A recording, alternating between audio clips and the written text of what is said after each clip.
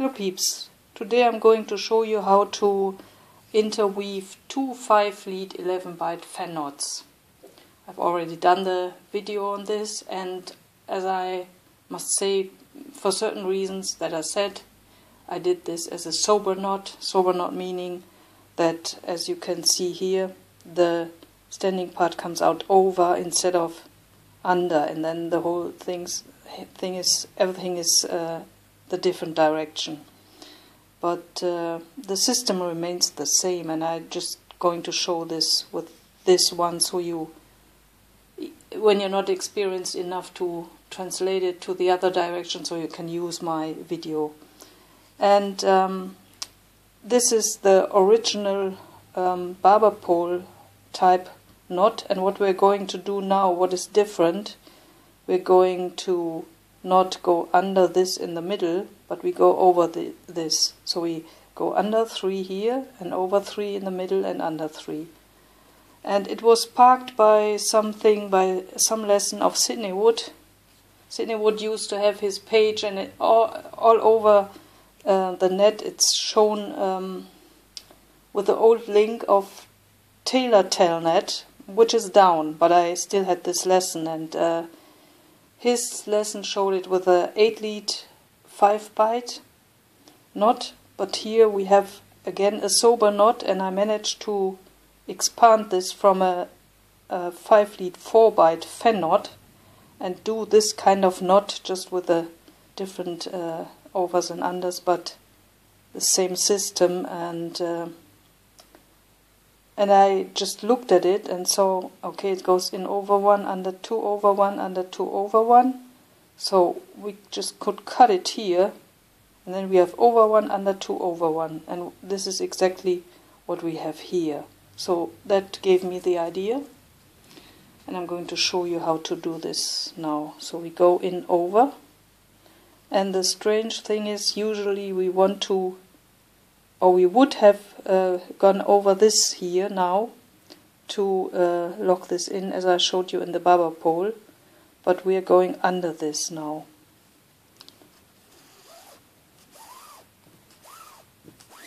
Oops, that was a bit fast. So I hope the time frame is enough with all my explanations in the beginning. So this is the first round, and we always do the same from left to right, and another thing from right to left. And here it's just reversed. Here we went over everything and under in the middle. And what we remember from the barber pole thing is that we always have 3 at the bite sides. So we have the new one encased between these 2 and here, and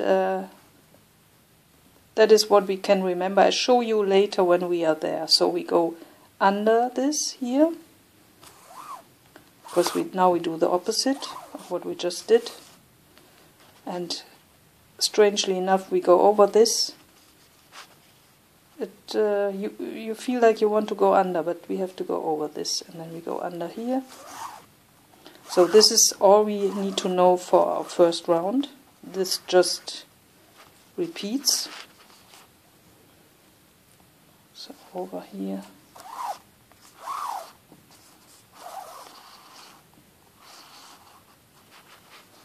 And under, over, under.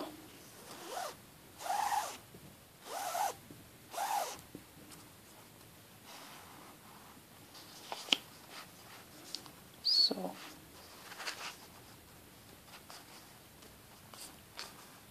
don't get puzzled by this meeting of the standing part and the end. So go over here, go under here,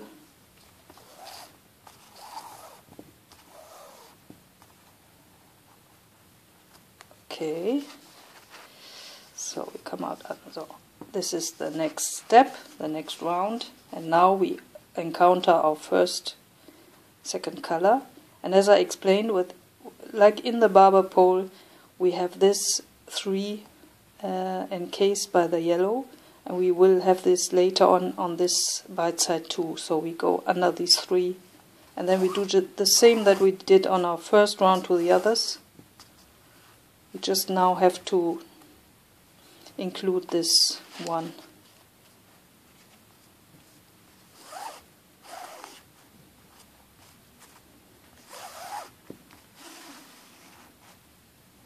So here's the same situation, just that we do everything different. We go over these three and under this, and again the other side, there's nothing different than in the round before.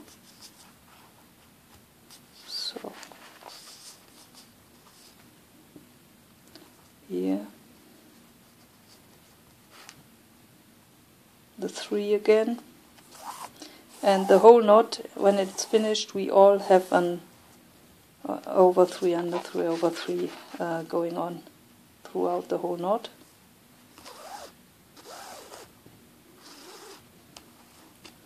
So Sidney calls this gaucho, of 3 passes of some sort, and I think because of the different direction, or we will see that later, I would want to call it a headhunter more like, but on the other hand we call the gaucho fennot despite the pattern, with the different bites, or the bites pointing to the different direction.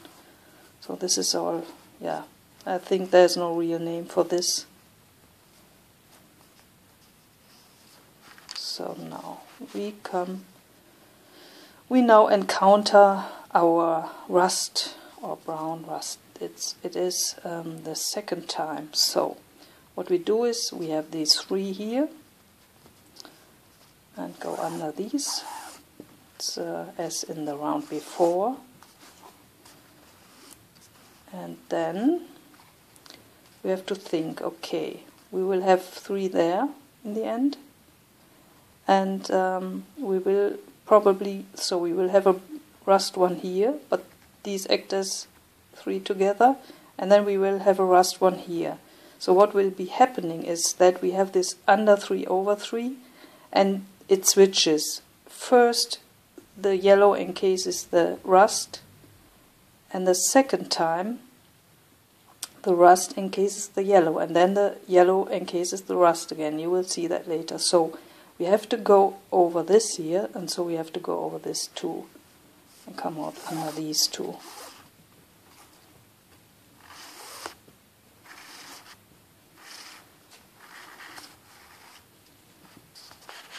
Same here. Again, this is as before, and now we go in over these and under the rust and the yellow, because we have to go under the yellow anyway. Come out here. Same. Under the 3.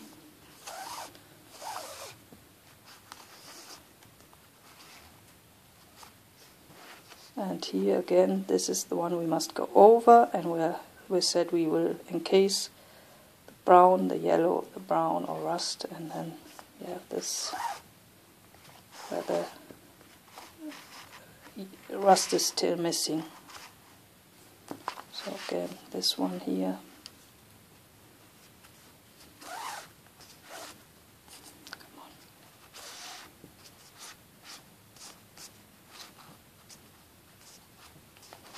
So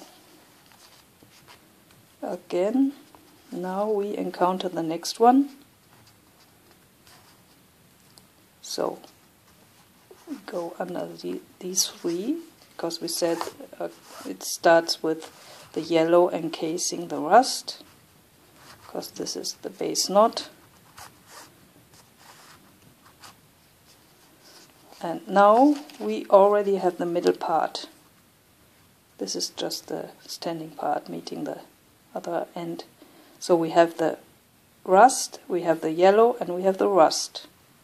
So we go over these 3.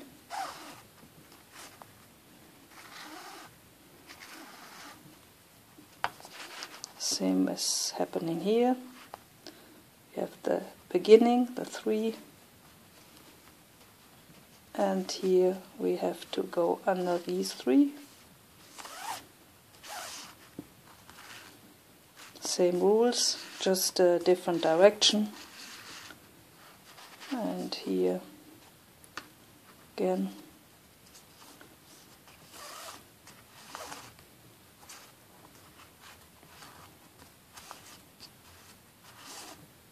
Okay.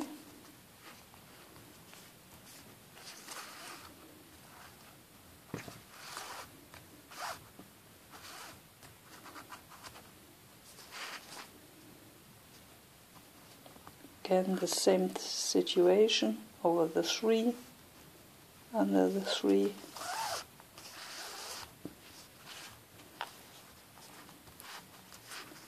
And out over the 2 as the rust is still missing there. So this is the last one on this round.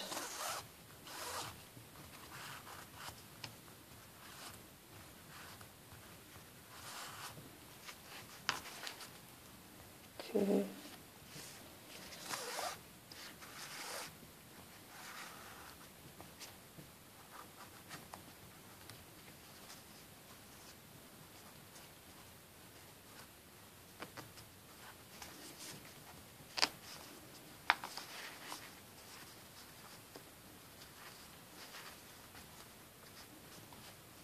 So here we go over this, and astonishingly now we have the 3rd one here. So this is the last round.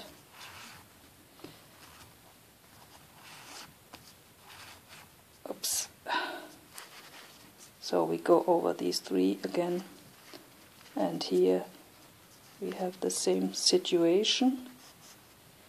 We have these 3. So, oops. And here you see encasing the rust. The rust is encasing the yellow, and then the yellow is encasing the rust again.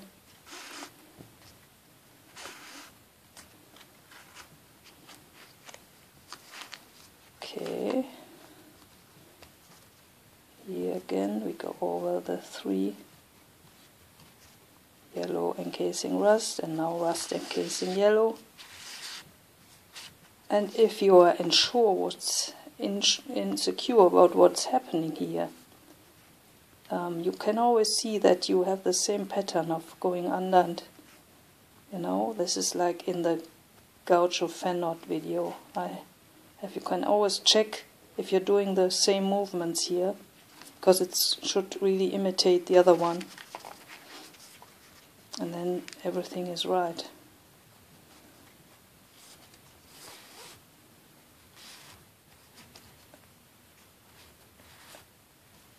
Okay, this is here.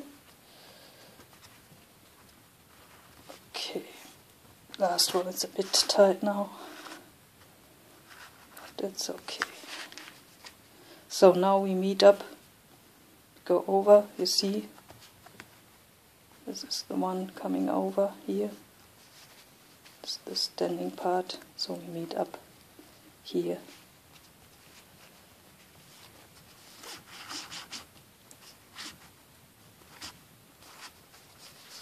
So, this is the finished piece, which is now a 10 lead, what did I say, 11 byte, so 10 lead, 22 byte thing, which is good for a bracelet for not so wide wrist.